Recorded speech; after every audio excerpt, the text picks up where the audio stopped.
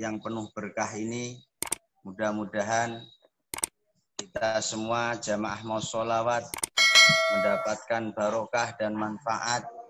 Barokahnya bulan Ramadan, kita semua mendapatkan malam Lailatul Qadar yang disebut oleh Allah Subhanahu wa taala Lailatul Qadri khairum min alfi syahr, yaitu malam di mana malam itu adalah lebih baik daripada 1000 bulan. Para ulama telah menjelaskan bahwa bulan Ramadan itu bisa kita sebut dengan Syahrul Quran, bulan Al-Quran. Begitu juga kita sebut dengan Syahrul Bi'sah, yaitu bulan yang mana Rasulullah Shallallahu Alaihi Wasallam diutus sebagai Rasul mendapatkan wahyu yang pertama berada di Gua Hira yang mana bertempat di kota Mekah. Dan juga perlu kita ketahui pada bulan Ramadan ini ada beberapa peristiwa yang bersejarah yang perlu kita semua ketahui, para jamaah semua, bahwa pada bulan Ramadan ini salah satu peristiwa yang paling bersejarah adalah Tanzilul Quran atau yang sering kita sebut dengan Nuzulul Quran. Pada tanggal 17 Ramadan Allah Subhanahu wa taala telah menurunkan Al-Qur'an kepada junjungan kita Nabi Muhammad sallallahu alaihi wasallam. Tanggal 17 tersebutlah Rasulullah mendapatkan wahyu yang pertama kali bertepatan di Gua Hira, yaitu surat Al-Alaq 5 ayat yang dimulai dari Iqra bismi rabbikal ladzi khalaq khalaqal insana min 'alaq iqra wa rabbukal akram alladzi 'allama bil qalam 'allamal insana ma lam ya'lam. 5 ayat tersebut diturunkan oleh Allah Subhanahu wa taala perantara malaikat Jibril pada tanggal 17 Ramadan. Maka sudah seharusnya kita sebagai ummatan Muhammadiyah mengenang sejarah tersebut, peristiwa besar tersebut dalam Islam, bahwa Allah menurunkan Al-Quran bertepatan pada tanggal 17 Ramadan.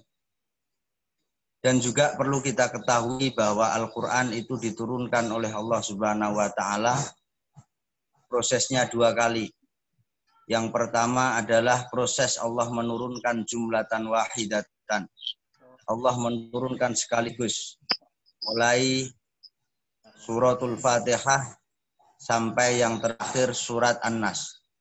Itu semua adalah sudah tartib yang tauqifi. Surat yang sudah diurutkan oleh Allah Subhanahu wa taala itu sudah sesuai seperti yang kita baca Al-Qur'an tersebut. Lebih-lebih pada bulan Ramadan ini tentu banyak kegiatan darusan, tentu banyak kegiatan kajian Quran terutama di malam hari, dan ini salah satu ajaran dan amaliyah para ulama-ulama kita, ulama-ulama salaf kita. Bahkan Imam Malik dikatakan setiap datang bulan Ramadan, beliau mengosongkan waktunya kecuali hanya untuk membaca Al-Quran, kecuali hanya untuk menyibukkan dirinya untuk memahami dan tadabbur Quran. Bahkan dikatakan Imam Malik setiap datang bulan Ramadan, beliau menghatamkan Al-Quran sehari 2 kali. Khutmatan fil lail wa khutmatan fin nahar. Beliau menghatamkan Al-Quran pada malam hari, menghatamkan Al-Quran pada siang hari. Tentu semua itu adalah ma'unah dari Allah, pertolongan dari Allah Subhanahu wa taala, karena kita sadari bahwa jikalau itu tidak pertolongan Allah, tentu saja tidak bisa menghatamkan sehari 2 kali. Bahkan ada sebagian sahabat 1 rakaat melakukan sholat sunnah ataupun sholat witir dengan menghatamkan 1 khataman Quran. Kalau dibandingkan kepada kita semua, tentu jauh antara langit dan bumi. Tapi paling tidak kita mendapatkan cipratan barokah, kita mendapatkan loberan barokah pada ulama-ulama terdahulu, para sahabat-sahabat Rasulullah, tentunya terutama adalah kepada junjungan kita Nabi Muhammad Shallallahu Alaihi Wasallam. Begitu juga Lailatul Qadar. Jikalau kita bandingkan dengan amaliyahnya para orang-orang terdahulu menghatamkan Al-Quran 2 kali sehari pada malam hari, siang 1 khataman, tentu jauh. Artinya jikalau ulama-ulama tersebut mendapatkan Lailatul Qadar, itu masuk akal. Kita semua tentu mengakui ketaksiran atau mengakui kecerobohan kita bahwa sebatas kemampuan kita membaca Al-Quran pada bulan Ramadan ini. Jikalau ulama-ulama terdahulu mendapat Lailatul Qadar, tentu sangat sesuai sekali. Tapi dengan amaliyah yang sedikit yang sudah kita lakukan, kita malu untuk mendapatkan Lailatul Qadar. Akan tetapi kita berharap minimal kita mendapatkan luberan barokah pada orang-orang yang mendapatkan Lailatul Qadar tersebut. Amin ya rabbal alamin. Saya yakin mungkin banyak dari konco-konco jamaah ini, walaupun 1 ayat, walaupun 2 ayat, pada bulan Ramadan ini pasti membaca Al-Quran dan juga melakukan salat tarawih setiap malam.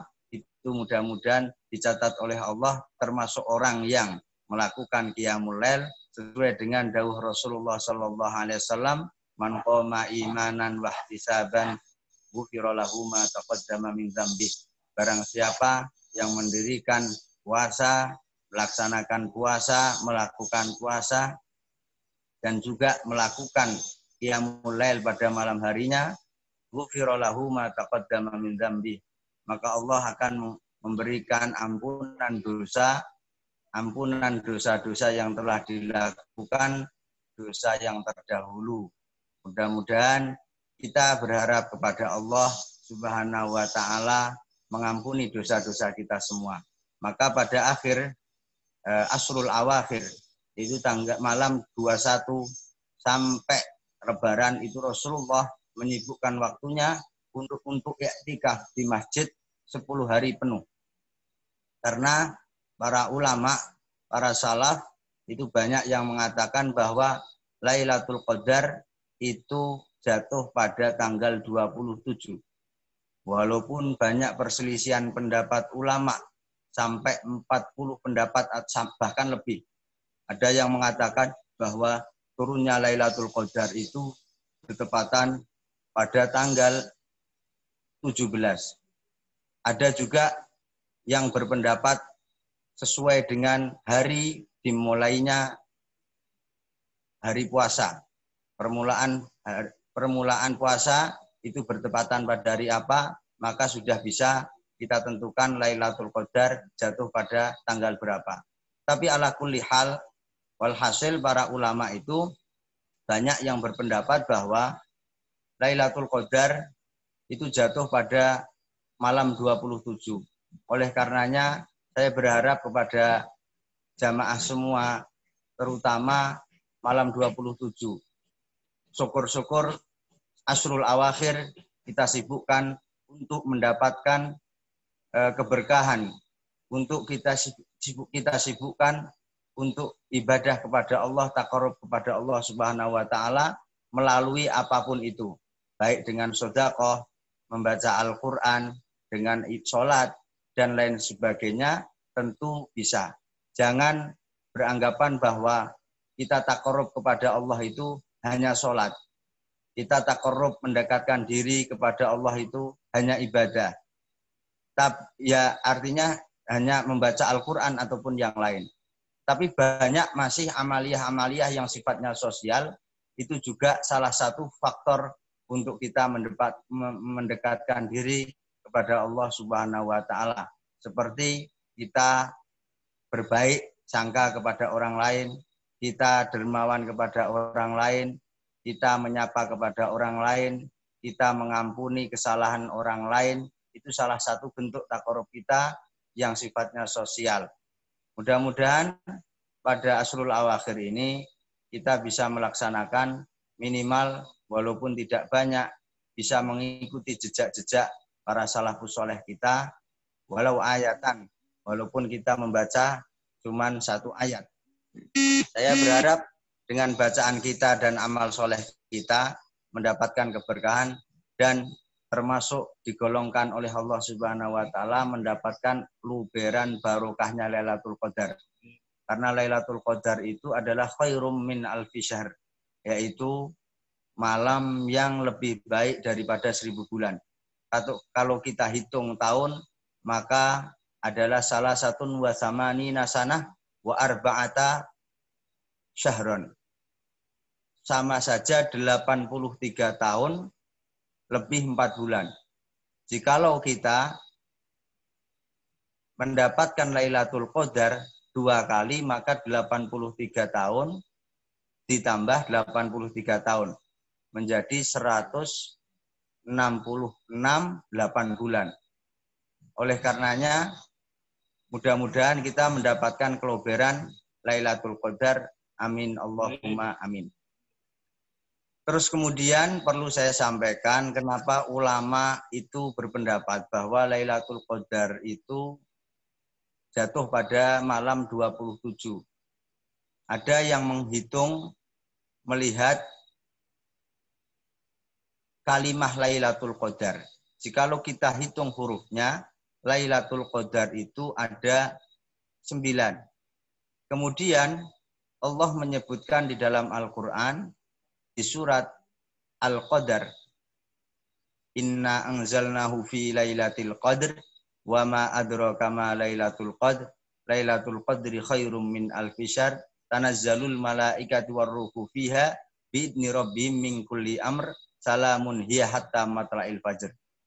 Kalimah Lailatul Qadar di situ disebut Allah 3 kali. Maka Lailatul Qadar itu hurufnya ada 9, 9 dikali 3, maka jumlahnya ada 27. Oleh karenanya ulama berpendapat bahwa Lailatul Qadar jatuh pada malam 27. Terus kemudian ada yang menghitung hitungan tajwid, bukan hitungan nahwu. Per kalimah, mulai inna anzalnahu fi lailatul qadr, bahwa kalimah jikalau kita hitung mulai inna anzalna sampai dia hatta matla'il fajr, itu jumlahnya ada 30 kalimah. Dan pada kalimah hiya, ketika kita hitung pas kalimah nomor 27. Oleh karenanya ulama berpendapat bahwa Lailatul Qadar itu jatuh pada malam 27 Ramadan. Ala kulli hal, jatuhnya kapanpun Lailatul Qadar, tentu kita berharap kepada Allah. Minimal kita mendapatkan loberan barokahnya orang-orang yang mendapatkan Lailatul Qadar. Amin. Allahumma amin. Yang kedua, perlu juga saya sampaikan dan harus kita ketahui bersama bahwa pada bulan Ramadan, seperti yang saya sampaikan, ada 2 peristiwa besar dalam Islam. Yang pertama adalah turunnya Al-Quran. Turunnya Al-Quran prosesnya 2 kali. Yang pertama adalah min lauhil mahfud ila sama'id dunya. Sebelum diturunkan di sama'id dunya, Allah memerintahkan malaikat yang bernama Safarah untuk menulis suratul Fatihah di lauhil mahfud sampai surat An-Nas.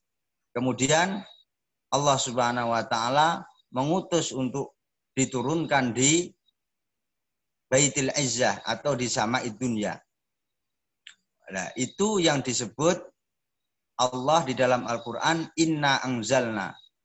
Kata anzalna itu berarti Allah menurunkan secara penuh. Al-Qur'an diturunkan mulai suratul Fatihah sampai An-Nas jumlatan wahidatan min lauhil mahfud ila sama'id dunya. Dari lauhil mahfud ke sama'id dunya. Kemudian Allah Subhanahu wa taala menurunkan dari sama'id dunya kepada Rasulullah itu munajjaman, mufarraqan, yaitu berangsur-angsur selama 23 tahun. Lah, berangsur-angsurnya turunnya Al-Qur'an itu sesuai dengan kebutuhan Rasulullah. Maka di sini timbul pertanyaan, kenapa yang diturunkan oleh Allah Subhanahu wa taala pertama kali adalah surat Al-Alaq. Karena orang jahiliyah itu adalah orang yang rusak. Kerusakan tersebut disebabkan faktor paling utama adalah belum mengenalnya Tuhan. Belum mengenalnya Allah Subhanahu wa taala. Oleh karenanya, karena kebutuhan Rasulullah untuk mengenalkan kepada orang-orang jahiliyah kepada Tuhannya alam semesta ini, maka Allah menurunkan surat Al-Alaq, Iqra bismi rabbikal ladzi khalaq. Bacalah dengan menyebut nama Allah. Maka perlu kita ketahui bahwa mengenal Tuhan, mengenal Allah, itu salah satu pondasi yang sangat penting. Adanya kerusakan disebabkan orang yang tidak mempunyai Tuhan. Adanya ketidakbaikan antara sesama itu disebabkan ketidaktahuannya kepada Allah Subhanahu wa taala. Oleh karenanya Rasulullah bersabda, "Man 'arafa nafsah faqad 'arafa rabbah." Proses kita mengetahui Tuhan harus kita mengetahui diri kita sendiri atau yang disebut dengan jati diri. Barang siapa yang mengetahui dirinya sendiri, maka dia akan mengetahui Tuhannya. Tapi sebaliknya, jikalau dia tidak mengetahui siapa hakikatnya dirinya sendiri, maka sulit dia mengetahui Tuhannya. Oleh karenanya di pesantren pun menjadi pelajaran yang sangat diwajibkan, yaitu kitab Tauhid. Kitab yang mengajarkan tentang keesaan Allah, sifat wajib Allah, sifat wajib Rasulullah, sifat jaiz Rasulullah, sifat jaiz Allah, dan sifat muhal bagi Allah, sifat muhal bagi Rasul. Itu adalah salah satu pondasi yang dipentingkan oleh para ulama. Maka di pesantren pun harus dan bahkan wajib kita mempelajari kitab Tauhid seperti Aqidatul Awam dan lain sebagainya. Yang kedua ada peristiwa besar, yaitu peristiwa Perang Badar. Ini sering guru saya menyampaikan bahwa Perang Badar itu terjadi pada tanggal 17. Dan bahkan beliau, guru saya, setiap tanggal 17 pasti tabarruk. Ngalap barokah menceritakan sejarahnya Perang Badar. Yaitu bertepatan pada tanggal 17 Ramadan pada tahun 2 Hijriah. Beliau, guru saya mengatakan bahwa Perang Badar ini perlu kita jelaskan kepada semua orang. Karena ini salah satu peristiwa yang besar di dalam Islam. Dan bersejarah. Karena jumlah pasukan kaum muslimin cuman 313. Sedangkan pasukan Quraisy ada 1000. Ini berawal perang tersebut karena pasukan muslimin, muhajirin, itu diusir dari Mekah dan hartanya dijarah oleh orang kafir Quraisy. Sehingga barang-barang yang dijarah oleh kafir Quraisy kemudian diperdagangkan di Syam. Jadi kalau kita selatan dari Madinah itu ada Syam sekarang itu ya mencakup Yordania, terus kemudian Suriah, Palestina, dan lain sebagainya. Kemudian dicegat oleh kaum muslimin. Tentu sejarah ini sangat detail sekali. Bermula Rasulullah SAW bahkan juga menyiapkan strategi perperangan atau disebut dengan makidah, teori peperangan, siasat peperangan. Rasulullah mengatakan ketika peperangan terjadi, yang paling dipentingkan adalah air. Karena perang jikalau tidak ada air, tentu saja akan melemahkan kekuatan kita. Di Badar itu sebuah lembah antara Mekah dan Madinah, ada sumur namanya Bi'ru Badrin, yaitu sumur Badar. Rasulullah menyampaikan bahwa sumur itu harus kita kuasai agar kita bisa memenangkan peperangan. Tentu kalau kita terapkan pada zaman sekarang tidak masuk dan tidak logika sama sekali. Mosok wong 313 ngalahno kafir Quraisy 1000. Pada perang Badar itulah banyak tokoh-tokoh Quraisy yang meninggal dunia, di antaranya adalah Abu Jahal. Oleh karenanya, maka kita ketahui bahwa dalam bulan Ramadan ini ada peristiwa dua yang penting dan bersejarah, peristiwa yang sangat besar. Yang pertama adalah peristiwa turunnya Al-Quran yang diturunkan oleh Allah min sama'id dunya kepada Rasulullah bertepatan di Gua Hira. Gua Hira bagi yang sudah umroh, mudah-mudahan yang lain juga bisa diberikan Allah kesempatan untuk ziarah ke Makkah dan Madinah. Itu jaraknya kalau saya naik kemarin sekitar 1,5 jam atau 2 jam. Itu zaman sekarang. Kalau zaman Rasulullah tentu lebih berat. Di situ ada tempat sholatnya Rasulullah, cukup cuma 2 orang. Kita juga sempat alhamdulillah tabarukan di ma'bad Rasulullah. Di sanalah Rasulullah yatahannas, yata'abbad, beribadah. Lah ibadahnya Rasulullah waktu itu juga diselisihkan pendapat ulama. Ada yang mengatakan berpikir tentang kekuasaan Tuhan, berpikir tentang kekuasaan Allah Subhanahu wa taala. Maka dikatakan tafakkar sa'ah afdalu min ibadati sana. Wong mikir iku luwih apik tinimbang kowe ibadah setahun. Lah wong mikir iku ora sing dipikir mong bangsa donya tok. Apa yang telah diciptakan oleh Allah Subhanahu wa taala perlu kita pikir. Tanaman-tanaman, tanduran-tanduran yang telah ada di muka bumi ini perlu kita pikir. Begitu juga manusianya perlu kita pikir. Mulane wong mikir itu penting. Kadang wong iku nak ngomong sak genah dhewe mergo ora patek mikir. Mulane wong sing ora patek mikir iku ora patek apik. Kalau kita ingin menjadi orang yang baik, maka berpikirlah yang sehat, berpikirlah yang baik, sehingga kita masuk kategori tafakkar sa'ah afdalu min ibadati sana. Wong mikir sak jam wae iku luwih apik tinimbang kowe ibadah 1000 tahun. Coba wong mikir secara saya berikan contoh yang mudah bahwa kita bernafas setiap saat. Maka diceritakan di luar negeri ada orang sakit karena paru-paru. Ternyata pernafasan setiap nafasnya itu dinominalkan uang 100 juta atau berapa, kalau tidak salah. Setelahnya ditotal semua di medis, kemudian dia nangis. Setelahnya nangis ditanya oleh dokter, kenapa kowe nangis? Ra iso bayar utawa kakean bayarane utawa piye? Dijawab, saya menangis karena selama saya hidup ini bernafas bebas. Ketika saya diberikan sakit oleh Allah pernapasan, ini ketika kita nominalkan satu nafasan saja sudah 100 juta.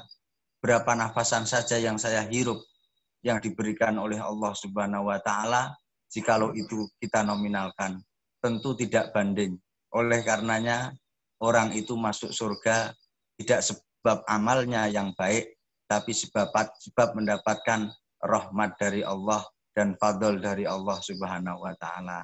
Saya berharap kepada jamaah semua, tentu saya berdoa setiap waktu, mudah-mudahan jamaah semua diberikan kesehatan walafiat, mendapatkan rahmat dari Allah sampai kita menghadap Allah Subhanahu wa taala. Amin Allahumma amin. Kita bisa menyelesaikan ibadah puasa ini tuntas dengan baik dan mudah-mudahan diberikan ridho oleh Allah Subhanahu wa taala. Amin Allahumma amin. Ini sedikit yang bisa saya sampaikan. Mudah-mudahan menjadikan barokah, dan ini adalah kajian acara pertama. Mudah-mudahan mungkin bisa bisa kita lanjutkan pada waktu-waktu yang lain jikalau ini efektif dan bermanfaat. Sekian dari saya. Apabila ada kesalahan saya mohon maaf. Wallahul muwaffiq ila aqwamit thoriq. Wassalamualaikum warahmatullahi wabarakatuh. Mengharap pada semua jamaah di Asrul Awakhir ini terutama untuk mengamalkan doa Allahumma innaka afuwun karim tuhibbul afwa fa'fu anna. Ya Allah yang maha mengampuni. Di situ para ulama membedakan antara afwun dan ghufron. Kalau afwun itu Allah menghapus dosa kita dan dihapuslah catatan amal kita. Tapi kalau ghufron itu para ulama mengatakan bahwa dihapus dosanya tapi ya beqo musajjalan. Buku catatannya masih tetap ada. Oleh karenanya saya sampaikan kepada para jamaah minimal setelah sholat berdoa sesuai tuntunan Rasulullah. Allahumma innaka afuwun karim tuhibbul afwa fa'fu anna. Sekian. Untuk Bismaya, monggo dipun paringi sambutan kedik kangge jamaah kanca-kanca mau sholawat kula sumanggaken. Assalamualaikum warahmatullahi wabarakatuh. Waalaikumsalam warahmatullahi wabarakatuh. Mau sholawat apa nyambut apa, Kul? Mbok kon ke sambutan gede butuhan. Iku sedikit aja. Ya, saya menyambut baik teman-teman ada inovasi ya. Tidak ketinggalan zaman. Kemudian tidak menghilangkan niat ya, yang saya garis bawahi adalah niat untuk silaturahim, mendengarkan pitutur dari gurunya itu sudah baik, walaupun dengan dan menggunakan media apapun, salah satunya adalah media Zoom punyanya Amerika ini. Nah, saya kira hal semacam ini bagus. Tapi perlu ditingkatkan lagi. Kemarin saya rembuk-rembuk sama Mbah Naja. Sekarang ini kan musimnya YouTube, ya musimnya YouTube. Jadi, sing ketok gambare Kak Kestok lah. Iki carane ngetokno gambare liyane ben ra cek nang pikiranku tambah kacau ketok wong kacau-kacau. Jadi saya sudah diskusi sama Mbak Naja. Aku sarankan karena Anda bagian IT, nanti dikembangkan di YouTube channelnya. YouTube channelnya dijadiin satu, jadikan satu YouTube channelnya mau sholawat, jangan banyak-banyak channel. Ya itu kan nanti latar belakangnya juga bisa dimonetisasi. Nah itu kalau saya lihat kayak YouTube-nya mau sholawat kemarin itu kan juga sudah bagus, subscribernya sudah banyak. Ngaji begini nih salah ya biasa. Nanti juga ada yang record live, jadi live YouTube, sehingga ada dua media online.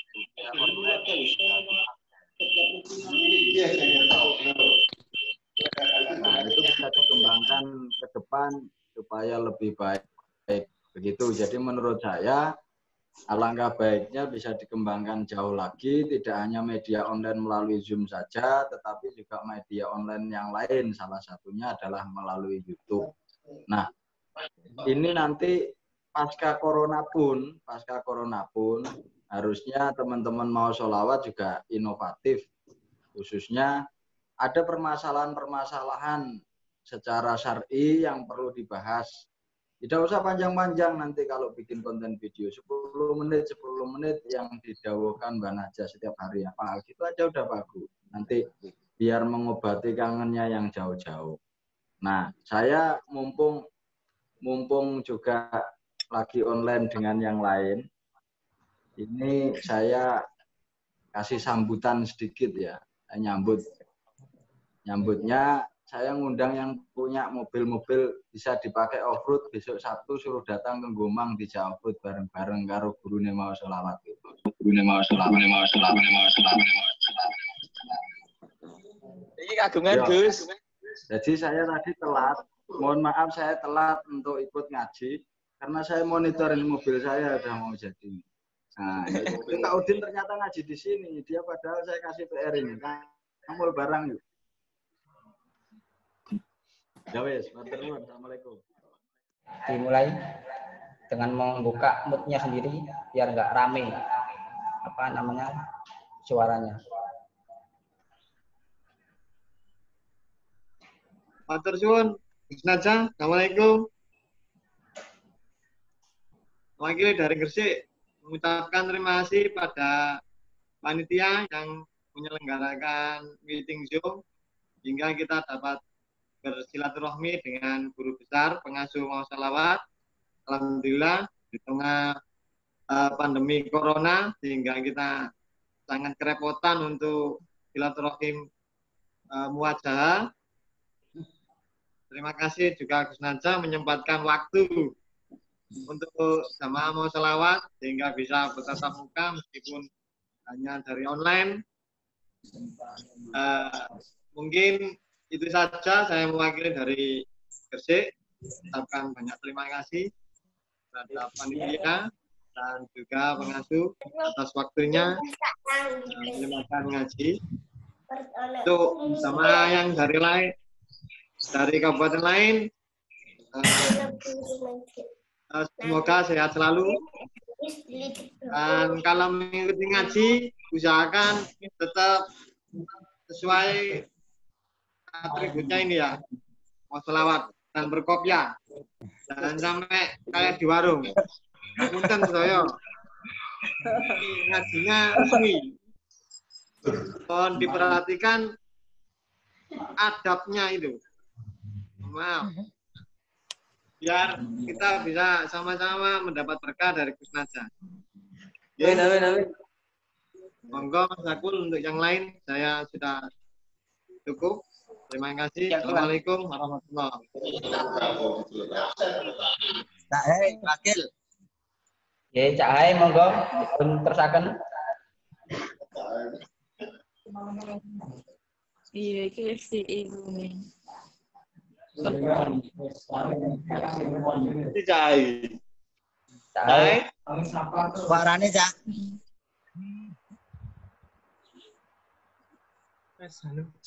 Tes, halo. Ya, monggo. Assalamualaikum warahmatullahi wabarakatuh. Waalaikumsalam.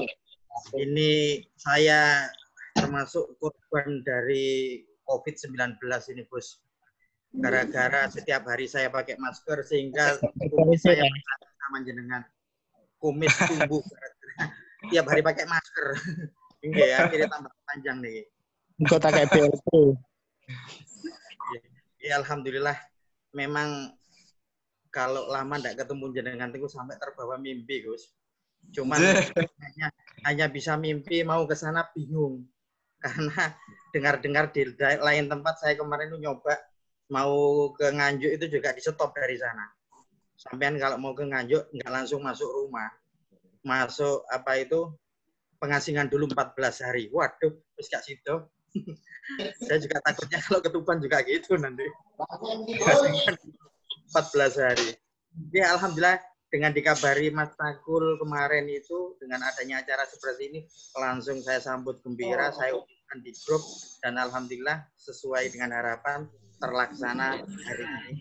Saya bisa melihat gambar-gambar foto-foto kakis itu kelihatan tambah ganteng, sak keluarga malahan sak anak-anak melok kabeh sak bomboke. Nanti Kak Kes iki. Ampun kula kirim teng foto kula kirim teng grup nilat. Ayo.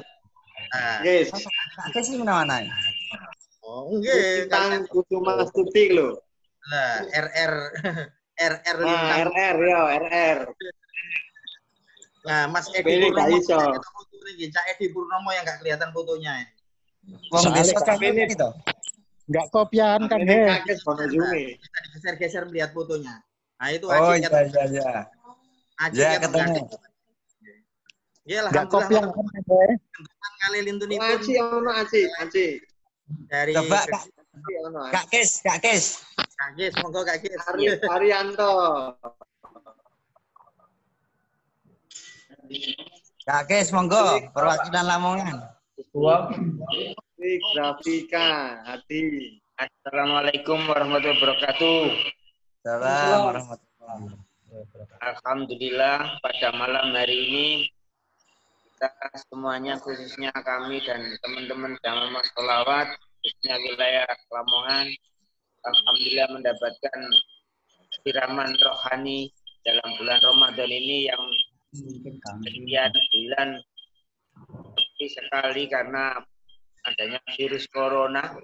Mudah-mudahan apa yang disampaikan oleh pengasuh jamaah sholawat ada barokahnya khususnya para jamaah. Amin. Amin ya rabbal alamin. Selanjutnya kami juga berharap ini kumpul di rumah kami ini ada gorengan tempe donat untuk menyambut tausiah malam pertama ini. Mudah-mudahan acara ini bisa berlangsung istiqomah sampai nanti kita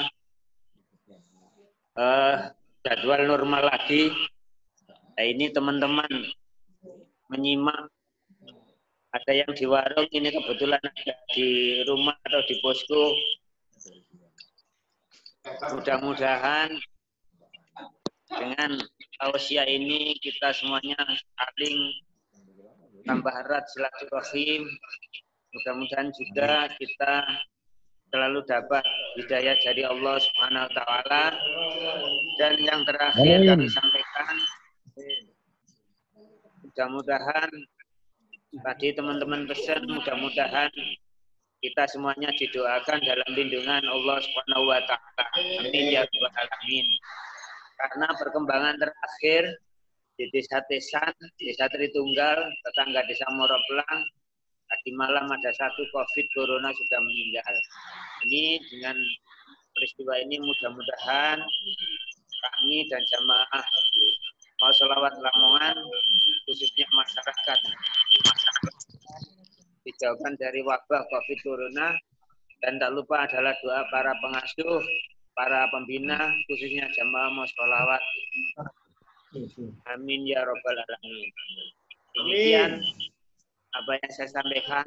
Salam untuk teman-teman seperjuangan, teman-teman jamaah masyarakat Kabupaten Gresik. Saya yang tak lupa guyonannya, Kak Siva, Kak Simon, jangan lupa.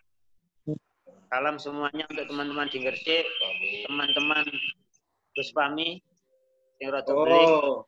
Ya Kak, loh Kak. Iya. Ada beling. Salam juga untuk teman-teman di wilayah Jawa Tengah, Pati, Rembang, Demak, Tuban, khususnya Kak Soleh, Ojo Gegere Kak Soleh.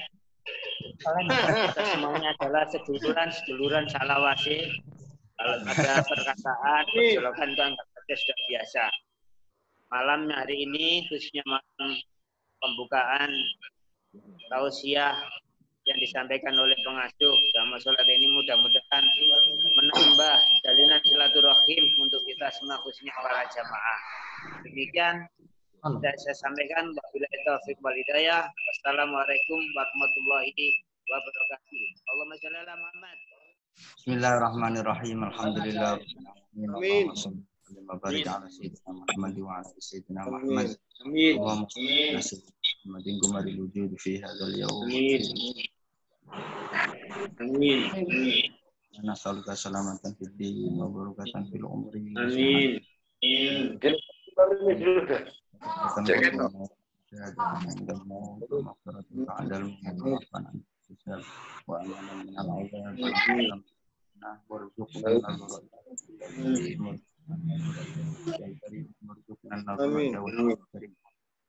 Allahumma innaka afuwun karim tuhibbul afwa fa'fu anna.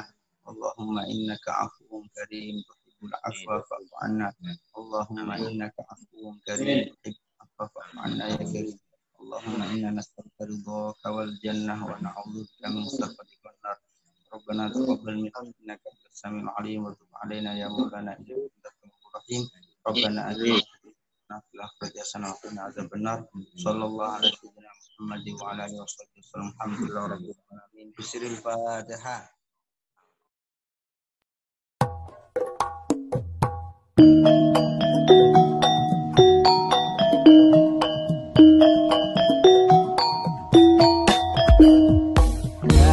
Tekno sira kabeh dikala jamane Nabi, sahabat tabi'in lan para wali iku nglanggengake ngaji. Ya tekno sira kabeh dikala jamane Nabi, sahabat tabi'in lan para wali iku nglanggengake ngaji. Ngaji tansah dadi gegarane insani, wong mukmin senenge ngaji.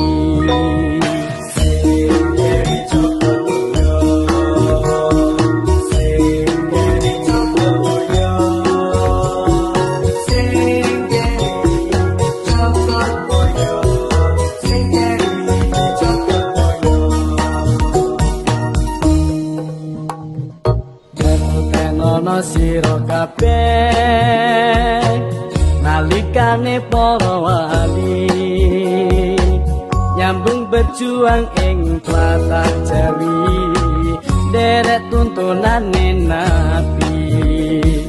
Ngertenono sira kabeh nalikane para wali nyambung berjuang ing tlatah Jawi, derek tuntunane Nabi.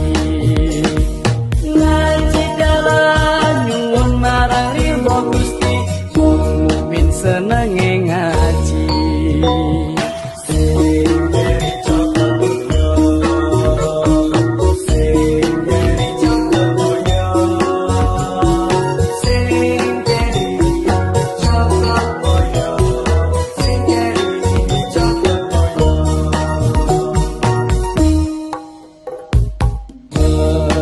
Sira kabeh ing dasar perintah ngaji, kados dawuhipun Kanjeng Nabi, minal mahdi ilal lahdi.